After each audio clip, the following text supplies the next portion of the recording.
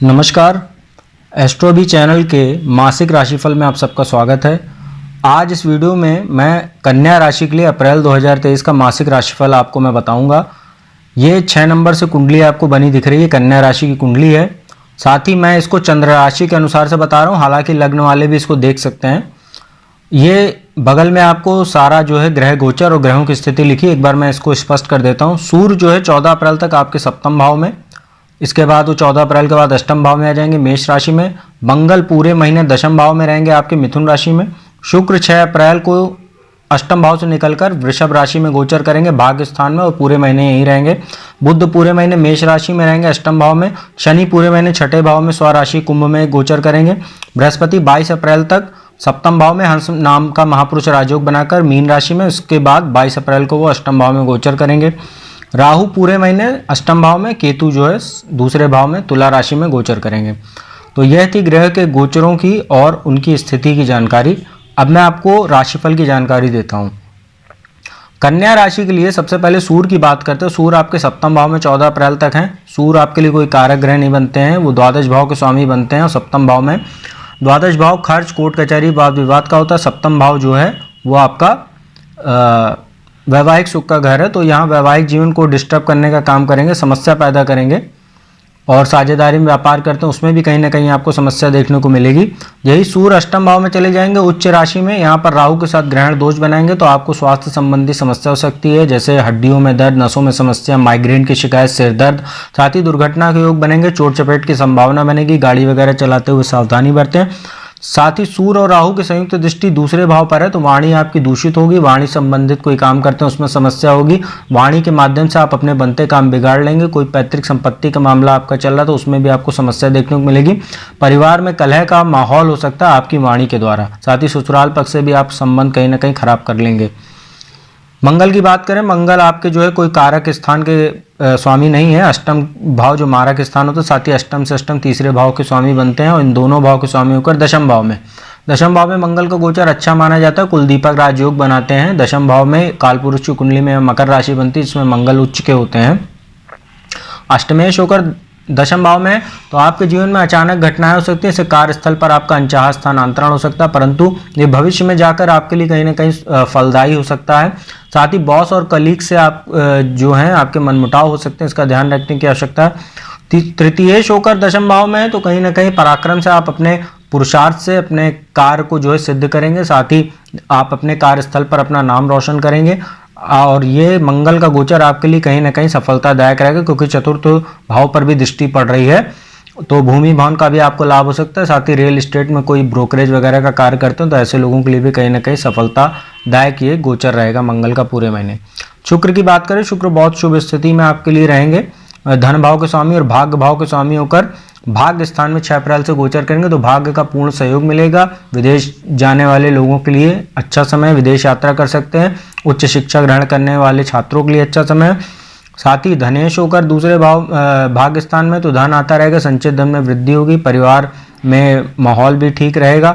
साथ ही कोई परिवार में मांगलिक कार्यक्रम हो सकता है। ससुराल पक्ष से भी आपको आर्थिक लाभ होगा। साथ ही परिवार में किसी नए मेहमान का आगमन हो सकता है। तो शुक्र का गोचर 6 अप्रैल के बाद से पूरे महीने आपके लिए बहुत शुभ रहेगा। बुध की बात करें, अष्टम भाव में लग्नेश दशमेश होकर अष्टम भाव में। लग्नेश का अष्टम में जाना स्वास्थ्य संबंधित समस्या दे सकता है। गला, कान, नाक इसकी समस्या हो सकती है। इम्यूनिटी आपकी प्रभावित हो सकती है। त्वचा संबंधी समस्या देखने को मिलेगी।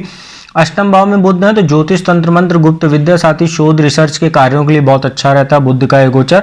साथ ही दशमेश होकर अष्टम भाव में, तो कहीं ना कहीं कार्यस्थल पर कुछ समस्या हो सकती है, जैसे आपका अनचाहा स्थानांतरण हो सकता है, और कहीं ना कहीं कार्यस्थल पर आपको कोई बदनामी हो सकती है, कोई षड्यंत्र आपके खिलाफ हो सकता है, इसका ध्यान रखने की आवश्यकता है आपको। शनि पूरे महीने छठे भाव में, षष्ठेश होकर छठे भाव में स्वराशि में, तो विपरीत राजयोग बना हुआ है। शत्रु हंता योग बन रहा है, शत्रु परास्त होंगे आपके।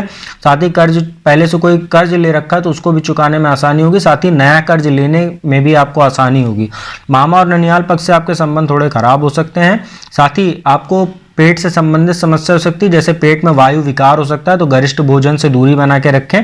साथ ही सप्तम दृष्टि जो है द्वादश भाव पर, तो कोर्ट कचहरी से जुड़ा कोई मामला चल रहा है उसमें समस्या जरूर पैदा करेंगे शनिदेव। साथ ही नए किसी वाद विवाद में पड़ने से खुद को बचाएं, अन्यथा कानूनी मामले में भी आप फंस सकते हैं, जिससे आपका धन भी खर्च होगा, समाज में मान सम्मान भी आपका प्रभावित होगा। तीसरे भाव पर दृष्टि पड़ रही तो पराक्रम आपका जरूर बढ़ा चढ़ा रहेगा, और अष्टम भाव पर दृष्टि होने से आयु को तो कोई खतरा नहीं रहेगा, परंतु नीच दृष्टि तो दुर्घटना के योग बनेंगे, गाड़ी वगैरह चलाते समय सावधानी बरतिएगा। बृहस्पति 22 अप्रैल तक सप्तम भाव में स्वराशि मीन में, तो हंस नाम का महापुरुष राजयोग बनाए हुए हैं।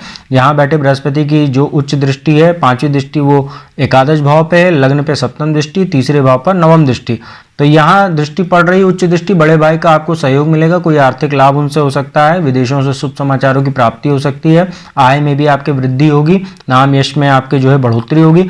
लग्न पे दृष्टि है, स्वास्थ्य आपका ठीक रहेगा। जो बुध और शनि कहीं ना कहीं स्वास्थ्य प्रभावित आपका कर रहे हैं, साथ ही मंगल की नीच दृष्टि लग्न पे है, इन सब समस्याओं से बृहस्पति अभी आपको राहत देने का काम करेंगे 22 अप्रैल तक।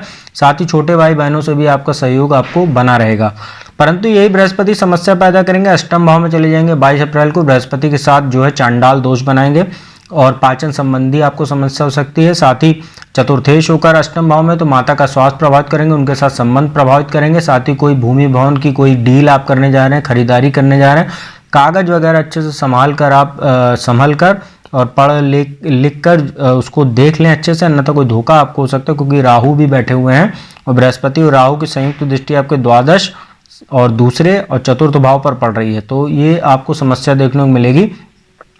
धन आपका कहीं ना कहीं डूब सकता है, संचित धन में आपको कमी भी देखने को मिलेगी, और कोई कोर्ट कचहरी वाद विवाद में भी आपको मामला आपका फंस सकता है, इसका ध्यान रखने की आवश्यकता है। राहु की बात करें, राहु अष्टम भाव में पूरे महीने बैठे हैं। अष्टम में राहु को गोचर अच्छा नहीं माना जाता, अकारण समस्याएं आपके सामने आती रहेंगी, लगातार धन आपका खर्चा होता रहेगा बेकार की चीज़ों में।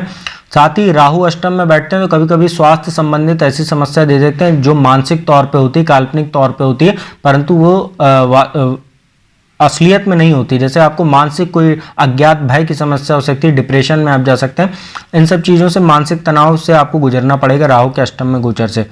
वहीं द्वादश भाव पे दृष्टि, तो कोर्ट कचहरी किसी मामले में भी आप फंस सकते हैं, इसका ध्यान रखने की आवश्यकता है। दूसरे भाव पर है, वहाँ केतु भी बैठे तो वाणी दोष आपको होगा, जिससे आप अपने बनते काम बिगाड़ेंगे। और चतुर्थ भाव पर दृष्टि राहु की रहेगी, तो बृहस्पति की भी वहाँ संयुक्त दृष्टि पड़ रही है चांडाल दोष की, तो माता का स्वास्थ्य प्रभावित होगा, उनके साथ संबंध आपके प्रभावित होंगे, और धन आपका बेकार की चीज़ों में खर्च होता रहेगा। और केतु यहाँ पूरे महीने दूसरे भाव में बैठे तो वाणी आपकी कहीं ना कहीं प्रभावित होगी, परंतु संचित धन में वृद्धि करते हैं राहु। दूसरे भाव में बैठ के राहु जब बैठते हैं तो धन में जरूर वृद्धि होती है, परंतु आपके छठे भाव पे शनि पे दृष्टि है, अष्टम भाव पे दृष्टि है, दशम भाव पे दृष्टि है, तो कहीं ना कहीं शत्रुओं में आपके वृद्धि रहेगी, शत्रु आपको परेशान करने की कोशिश करेंगे, स्वास्थ्य भी आपका कहीं ना कहीं प्रभावित होगा, दुर्घटना के योग बनेगा, कार्यस्थल पर भी आपको कुछ समस्या जरूर केतु देंगे। तो ये था कन्या राशि का अप्रैल मासिक राशिफल। उपाय की बात मैं आपको बता देता हूँ, बुधवार को गाय को हरा चारा आप खिलाइए, साथ ही गणेश जी को दूर्वा अर्पित कीजिए और मोदक के उनको भोग लगाइए। साथ ही आप हो सके तो विष्णु जी का विष्णु सहस्त्र नाम का भी आप पाठ करें, तो आपको कहीं ना कहीं समस्याओं से राहत देखने को मिलेगी। तो उम्मीद करता हूँ वीडियो आपको अच्छी लगी होगी। वीडियो अच्छी लगी तो चैनल को सब्सक्राइब कर दीजिएगा, बगल में बेल आइकन का बटन उसको प्रेस कर दीजिएगा, जिससे मेरे आने वाली वीडियोस की नोटिफिकेशंस आपको मिल सके। साथ ही वीडियो को लाइक और शेयर कर दीजिएगा। साथ ही अगर जो भी जातक मुझसे कुंडली विश्लेषण कराना चाहता है तो मेरा नंबर डिस्क्रिप्शन में उपलब्ध रहता है, उस पर आप संपर्क करके फीस जमा कराने के उपरांत आप अपॉइंटमेंट ले सकते हैं और घर बैठे कुंडली विश्लेषण का लाभ मेरे माध्यम से आप प्राप्त कर सकते हैं। तो अब मैं अपनी वाणी को यहीं विराम देता हूँ। ओम नमः शिवाय।